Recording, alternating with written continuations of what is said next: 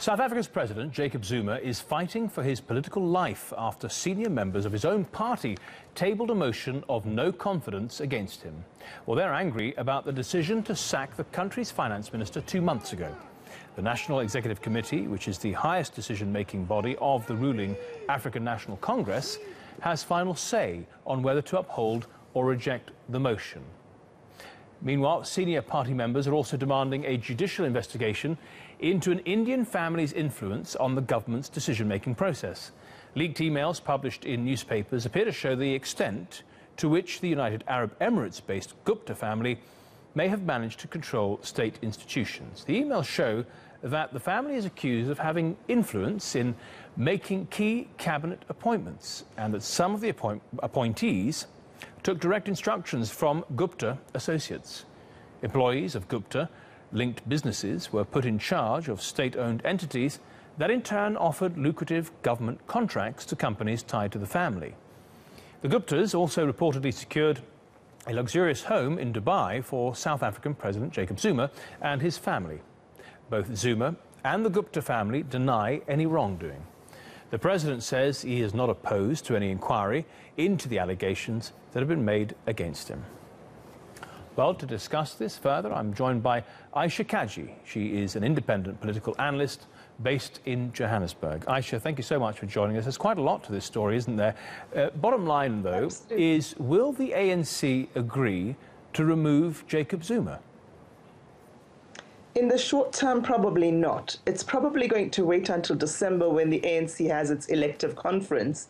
Though there's been a motion tabled around no confidence, it's unlikely that the NEC's meeting, which is still ongoing today, will actually come up with a decision on this. It's likely to be shut down as it was last November when a motion was brought by then Minister Derek Hanekom, who was subsequently fired in the cabinet reshuffle early this year.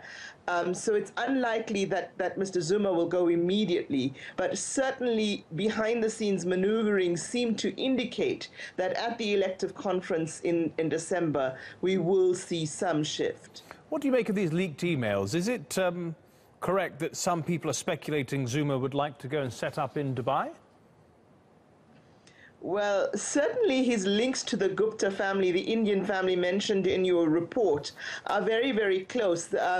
Given that the last cabinet reshuffle at which significantly then Finance Minister Pravin Gordhan was axed, followed by subsequently followed by a ratings downgrade to junk status for South Africa with both Fitch's and Standard & Poor's, and a ratings downgrade expected by Moody's this week.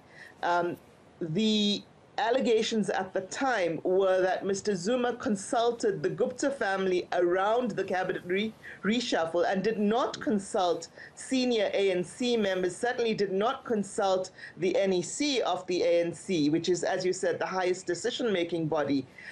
Given all of that, the speculation around whether the president would join his friends in the Arab Emirates, the United Arab Emirates, certainly is just that, just speculation.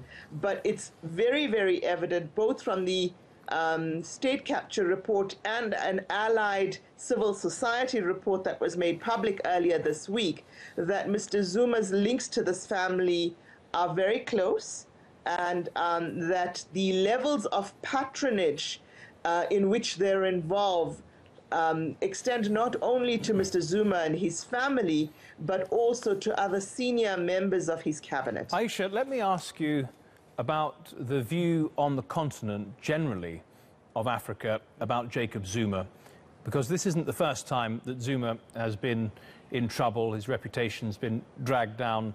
For example, he was beautifying his own house with public money. What does the continent make of Zuma? Has he moved into sort of becoming an embarrassment?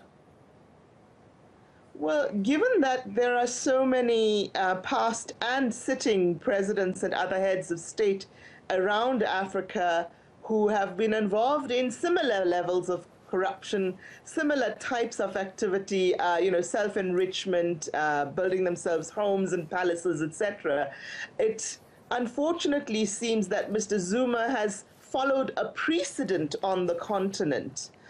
Certainly not a precedent in South Africa post-democracy or post-1994, but certainly a precedent on the continent. So I don't think there's a high level of concern on the continent generally, certainly not at the citizen level, perhaps at the AU level.